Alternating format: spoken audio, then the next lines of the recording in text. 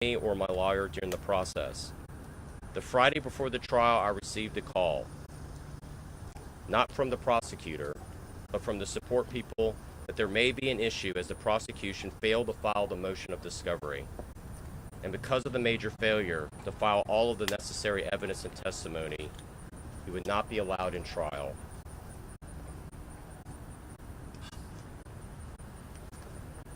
Amber has lived in agony of knowing she tried to play by the rules to do the right thing.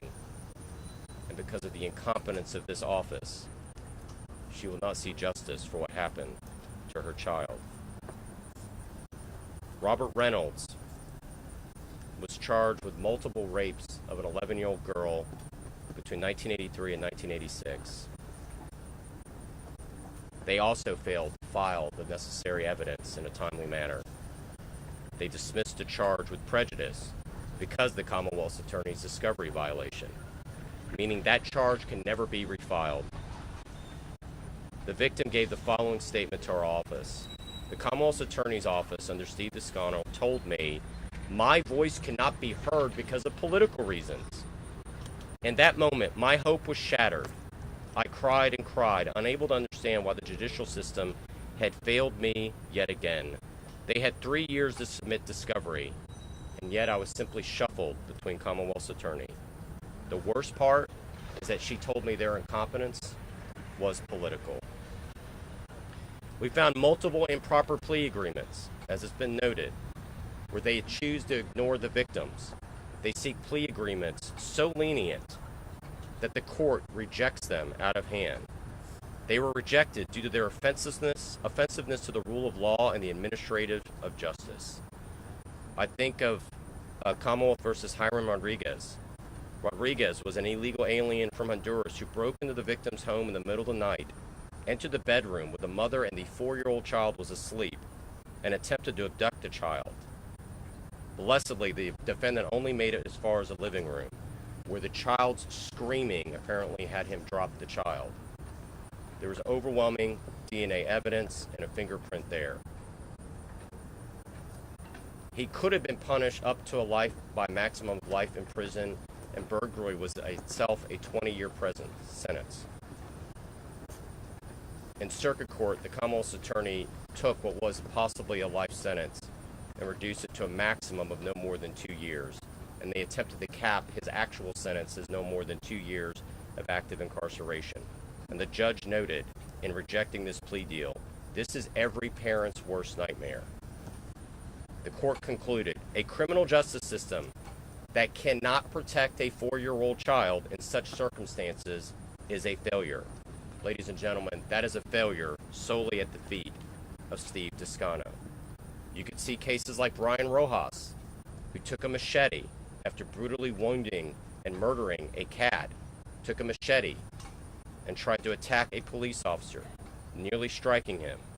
They reduced the charge simply to an assault and battery against law enforcement. They also rejected the proposed plea, partly because of the utterly horrific, gruesome, and devastating and lethal wounds that killed the cat and also could have taken the officer's life.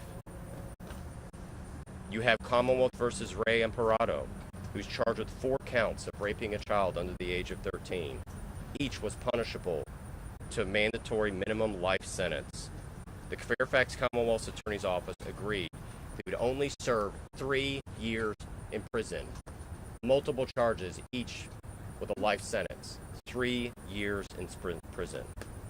This is a defendant that by the court found expressed no remorse or acceptance, and actually the defendant in this horrific case blamed the child victim for the commission. You labor on top of that, the prosecutorial incompetence.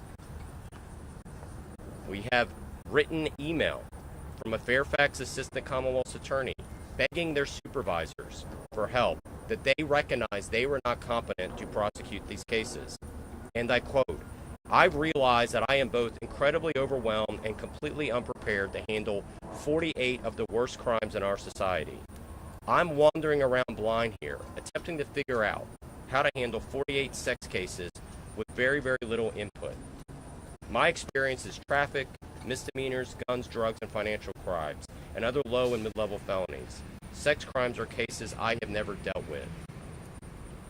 I fear I'll mess up in a way that could cause me to lose my license. But we saw that as it has been illustrated repeatedly. And we get to Richard Cox.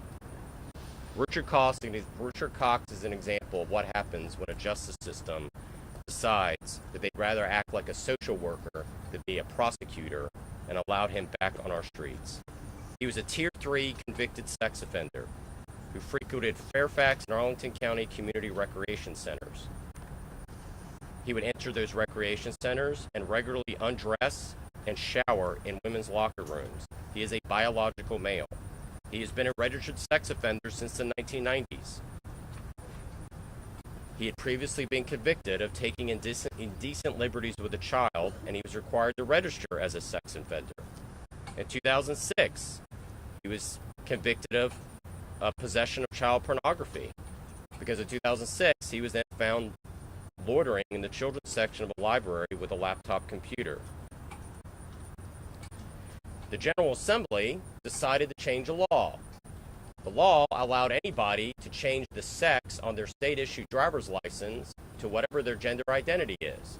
So even though Richard Cox is a biological male, he suddenly had a state-issued driver's license. This was a law that went into effect under Governor Northam. Thank you. Hope I don't get stung out here. This was a law that went into effect under Governor Northam that allowed him, with a state-issued driver's license, to suddenly identify as a female and go into female safe spaces and in their locker rooms. We know that he absconded from probation supervision. He essentially couldn't even provide his proper address. Despite all of this, despite the fact that he had been found not being in touch with his probation officer, not even providing an up-to-date address, removing his GPS tracker bracelet, the Fairfax Commonwealth Attorney's Office null pros 2 of those probation violation charges, and he was simply allowed to plead guilty to 1 misdemeanor count of failing to register as a sex offender. Well, what happened? Well, what happened is he continued to go into women's safe spaces. And in July of 2024, from 2023 to 2024, he resumed exposing himself. And was it B? No, Japanese. Oh, okay. Well, they're friendly. On June 6, 2024, he went into Planet Fitness, where again he used his state-issued driver's license to gain access, claiming that he was transgendered, and accusing the victims that complained about him walking around as a biological male, fully nude in the locker room as having, quote, anti-trans discrimination. The Fairfax Commonwealth Attorney's Office declined to participate in the prosecution of Cox, and the indecent exposure charge was later dismissed. Now, I have to note, the Fairfax Planet Fitness is located in the same building as the Jolly Yolly Kids Indoor Playground. Cox is prohibited from loitering within 100 feet of any place operating as a child daycare program. He should be prosecuted for a Class 6 felony by virtue of his presence within 100 feet of the child daycare playground. No charges to date have been filed. As a result, he remained on the street, and as a result, we now know he went to the Washington Liberty High School in Arlington. We now know, just from recent reports, that he kept on his phone the schedule of the girls' swim team, so he could literally travel where they were and walk into their safe places. He was issued a pool pass under the name of Ricky Cox, and he visited these high schools 8 times in October and in November. And a mother of her 5-year-old child, I'm not going to get in, again, you all can read the report in very, very graphic detail, what he was doing and how he was violating. To date, he still, despite multiple exposure incidents, the Fairfax County Commonwealth Attorney's Office has refused to initiate proceedings against Cox for all of these good behavior violations. He has not been charged or arrested with any sex offenses related felony offenses in Fairfax. A Commonwealth attorney in Virginia is charged, and they take a very similar oath that I did as Attorney General, to faithfully execute the laws of the state of Virginia. Steve Descano is failing to do that. In fact, all Article 1, Section 7 of the Bill of Rights has indicated to both follow the laws but they are not allowed to suspend those laws. The Supreme Court of Virginia have said unlawful suspension of laws occurs when an executive sets aside a generally applicable rule of law based solely upon his disagreement with that law. That is Supreme Court holding. Steve Descano has decided to violate Article 1, Section 7 of the law, the suspension clause, and ignore whole categories of law because he disagreed with the judgment of the General Assembly. For example, he has instructed all of his prosecutors to strike any and all mandatory minimums and plea agreements, to endeavor to negotiate remaining mandatory minimums that still are in effect in Virginia law today. But Descano lacks that authority to set aside as a matter of policy in every case any and all mandatory minimum laws. The judgment of the General Assembly is that certain crimes are so dangerous and heinous that they deserve only one punishment that can be reduced or modified. Descano lacks the authority to act as a legislator and unilaterally decide that the General Assembly was wrong to pass mandatory minimum sentences for crimes such as child rape and repeat drug dealing. Descano's refusal to enforce mandatory minimum sentence laws is indeed a violation of Article 1, Section 7 of the Virginia Constitution, which prohibits the suspension of any law without the consent of the General Assembly.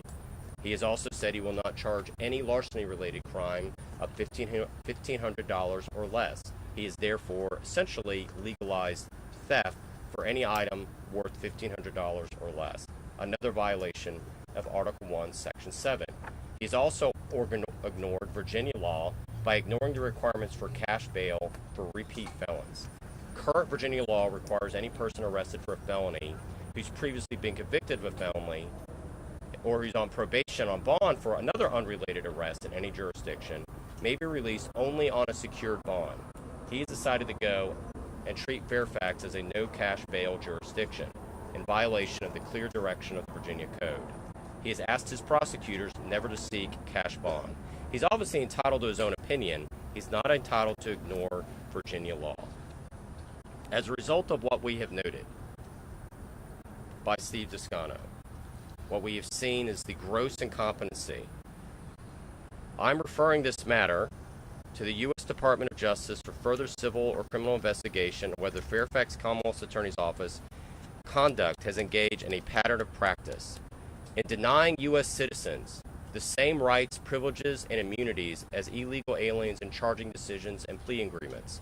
That is a violation not just of due process, it is also a violation of a 1996 law passed by Bill Clinton, signed into law by Bill Clinton, called the Illegal Immigration Reform and Immigrant Responsibility Act, which prohibits states from providing benefits to illegal aliens that are denied to citizens. By saying to prosecutors, you are to consider an individual's immigration status and giving them sweetheart plea deals that you would not give to a normal U.S. citizen, you're in violation of that law and the 14th Amendment Equal Protection Clause. We're also referring him for considering harboring or shielding from detection or attempting to conceal from the detection any illegal alien in violation of 8 U.S. Code 1324. In addition, we are also recommending to the Virginia Assembly several reforms that they can enact during this next session to make sure that rogue prosecutors like Steve Descano are held responsible, but also to protect victims. The prior law that I previously advocated for that has died on party line votes would help protect minors from sex crimes by expanding the prosecutorial discretion by the Office of the Attorney General because victims deserve second chances. When a victim is having a local prosecutor either through incompetency or through policy refusing to protect victims, particularly those children of the victims of sex crimes, the Office of the Attorney General should be allowed to come in with concurrent jurisdiction and prosecute to the fullest extent of the law. I'm asking the General Assembly to resume the presumption against bail for any violent offense listed in Virginia Code 17.1-805 to protect the safety of the community during the pendency of the criminal case. And I'm asking them to work with me to establish a working group on how we can strengthen our victims' rights provision within our Constitution. I want to be clear. So many of these cases that I've mentioned today are a fraction. There are cases from victims that are standing by for me that I was not able to get to out of respect for our time and candidly the weather and perhaps the bugs. But I want to be clear, each one of the people behind me represents the face of a victim that has had their lives forever changed. Each one of these victims thought the justice system was going to work for them, and I can't tell you their sense of betrayal, utter betrayal, when they realized the justice system failed them and in some cases worked against them. Justice is not optional. Our laws are not suggestions. Fairfax Commonwealth's attorney Steve Descano has betrayed the rule of law and the very, very people he has swore to protect by turning prosecutorial discretion into deliberate, weaponized incompetence. The oath we as prosecutors take to uphold the law and protect victims is sacred. It demands courage, integrity, and perseverance in the pursuit of justice. It, at minimum, means treating victims with a fairness and dignity and respect. That's also in the law, but it also is a basic test of human decency. And it means enforcing the laws passed by the people's elected representatives. When any one prosecutor refuses to do this, victims are indeed denied justice. The public loses faith in the very system that's meant to protect them. What Steve Descano is doing in Fairfax County is dangerous and wrong, and it cannot continue. This agenda is not a one-off policy. It's an approach that puts criminals first and victims last, and it's intentionally designed to fail Virginians. And so yet again, once again, I'm asking Steve Descano to resign, because it is a shame that these individuals behind me have never had a chance to meet with Steve Descano personally to express their frustrations. The vast majority of these people have never encountered him. And the fact that they have to go to their state attorney general to have their voices heard is a reflection on this weaponized incompetence that Steve Descano has turned the Fairfax Commonwealth's Attorney's Office into. Stop being a social worker, stop being a criminal defense attorney, and start being a prosecutor. And if you're not willing to do your job, resign so somebody else will do it for you. Thank you all.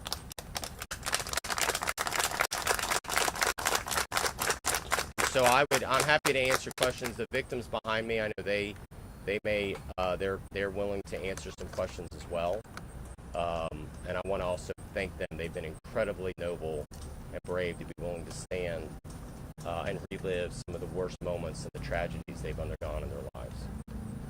So you mentioned that you're referring some of this to DOJ. Do you intend to panel a special grand jury, or are there state code sections? No, that would be DOJ. We would refer this to DOJ, and then they would decide the next step.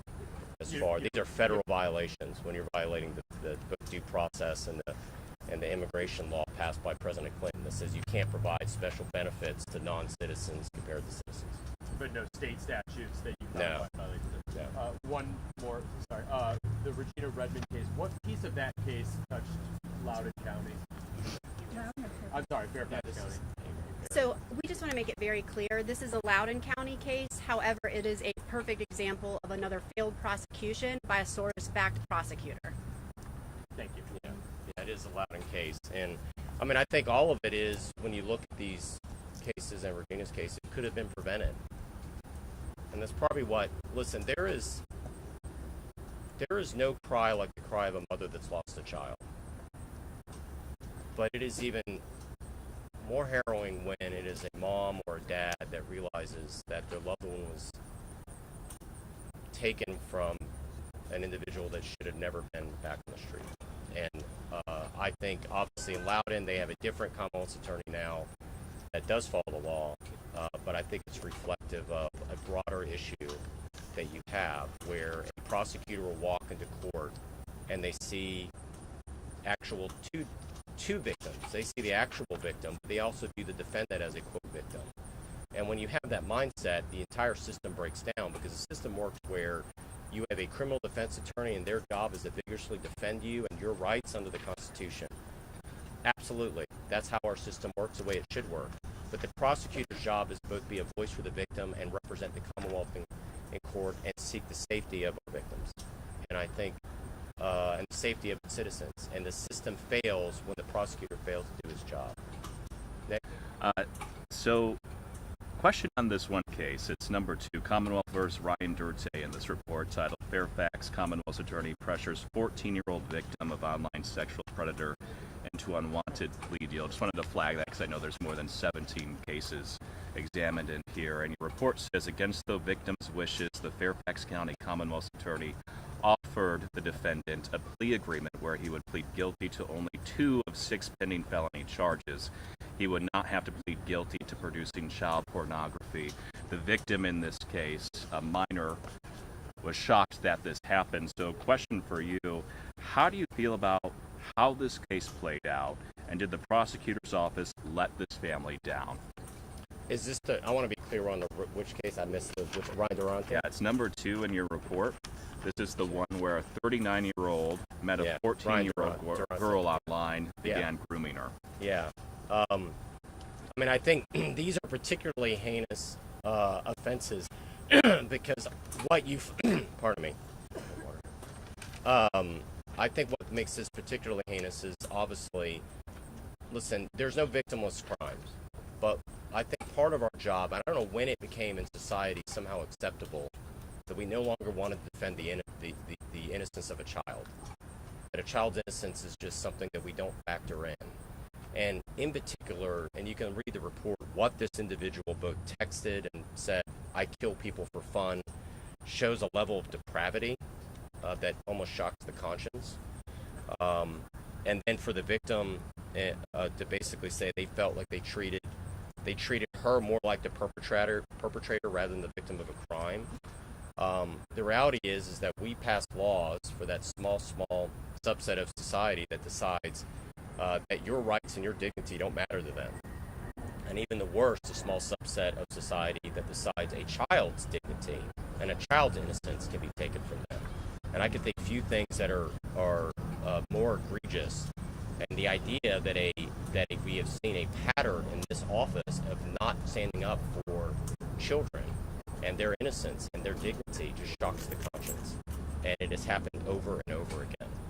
Yes, sir. You mentioned several existing Virginia state laws that you say Descano violated. What's the mechanism for currently in this state holding prosecutors responsible when they violate the law? It's our big challenge, right? So the way the system usually works is, obviously I have about a dozen areas of the case that I have original jurisdiction in, and we can reach agreements also on some federal matters with DOJ and U.S. Attorney's offices. But usually what has happened traditionally is when an Attorney General's office is either overwhelmed or they need assistance or prosecutorial assistance, we come in. So we wrapped up a cop killer case, amazing young officer that was gunned down, Michael Chandler, and we assisted with that. We're on a no-body homicide case in Newport News. The Newport News Commonwealth Attorney, who is a member of the opposite party, but he asked for our help on a no-body homicide case that we have brought forward with them. And that's the way it's always worked. It becomes a problem when the Commonwealth Attorney, decides to fail to do their job, and then they decide that when the Attorney General, as I have, has said, okay, if you don't want to do your job, let me do your job for you. I have sent letters to Descano before asking him to allow us to step in if they're just going to refuse to do their job. We sent a letter to him on September 16th in connection with this report with a series of detailed questions. He decided to ignore it. When a local Commonwealth Attorney has tried to ignore it, that's why we went to the General Assembly to seek expansive authority. Every time we have sought expansive authority, it has tragically died on a party line vote, which you may want to ask some of them why they decided not to give us the authority. Because as I've noted, victims deserve a second chance when you have a local prosecutor that won't do their job. Do you think prosecutors like Steve Descano empathize more with criminals than victims? No question. Why would anyone do that? No question. You have to ask him why he has that mindset. But again, I think because he does not view himself as a prosecutor, views himself as a social worker or a defense attorney. I've heard crickets from him, but that's not it. If he's too afraid to meet with these victims, I think he'd probably be too afraid to ever communicate with me. Yes. Well, and then I'll go. Yes. So the Richard Cox case and even the West Springfield High School case that TFI has filed Title IX on are happening because these schools are not following federal and state mandates separating the locker rooms. Yeah. Is there anything else that can be done to protect victims from even having to go through this process? Well, for the West Springfield High School, the idea that you have a situation of a freshman girl that walks into a bathroom or is in a locker room and complains to her superiors that a boy with facial hair is watching her undress, and the end result is basically from the school to the freshman 14-year-old, undress and change faster.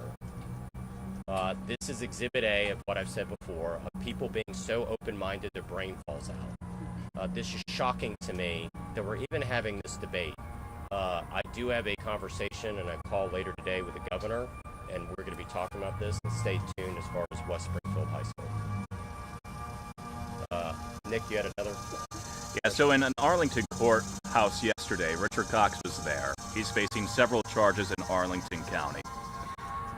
It came out in court, an Arlington detective testified that Richard Cox, the sex offender, had Fairfax County Rec Center children's swim class schedules on his phone. He's visited 3 Fairfax County Rec Centers. He has faced no charges. We see him on surveillance video going into women's locker rooms, and we see him near children. Do you think Richard Cox was tracking children in Fairfax County, and do you think Descano should press charges? I think no question that he was. By every indication, he was going in a deliberate, systematic manner. Remember, he'd previously been caught loitering in the children's section of a public library with a laptop. It is clear, given his past conduct, and that he sought children out in a very deliberate, systematic manner for sexual gratification. And the reality is he should have never been in that position. He should have been prosecuted when he used his state-issued driver's license to get access at Planet Fitness into the women's locker room, and it was right next door to a child care center in violation of his terms of probation. Because you refused to do your job, then he was allowed to go into Arlington those multiple times in these swim classes. So I think, indeed, by all accounts, the evidence points to that exactly being the case. Ladies and gentlemen, I think we have time for one more. One more. I have another one. Wilmer Osmani Giron. This is the first case you highlighted. This is the man who's in the country illegally, assaulted his ex-wife. Yeah. I spoke to that victim, that woman, over the phone, and I told her what Descano's office said to us. And Descano's office told us that the victim wanted the outcome in this case. She said that was absolutely not the case. What do you think about Descano's office lying to the press about what victims want? Well, first of all, I want to commend you all for being here. Democracy works because of free press. And that's always been very personal for me. My family fled a country, Cuba, that has no free press. So I've always respected the job that you all do enormously. And I know you all also get criticism, but thank you. Because by you covering this, you are giving a voice of when government fails its citizens. You all are the vanguard in many ways. And I just want to, first of all, thank you all for being here. And I do hope you all get a chance, even though I'm here behind this podium. This report is really, in many ways, dedicated to the victims behind me. And I'd love for you all, if you get a chance, to talk to them if they're willing to talk to you. I find that outrageous, that not only did he lie to the victims, but he was so arrogant and brazen he thought he could just brazenly lie to the media as well. And I think that's when the First Amendment and the free press exercise its role in a free republic by holding government officials accountable. And I hope you all are willing, obviously, to ask him these hard questions as well. It is a real honor to be here, you all. I really, again, want to thank these victims for braving the heat and really sharing, being willing to relive and share some of their pain with the public. But they're here today because their prayer is that there'll be no more press conferences like this. There'll be no more victims that have to stand up and question why. There'll be no more victims saying, our government failed us. That is their earnest prayer. They're incredibly brave and noble because they want to take their pain into something good, which is, can we stop these actions that are creating so many families that are questioning why, questioning their government, and seeing justice fail them. May that never happen again. God bless you all.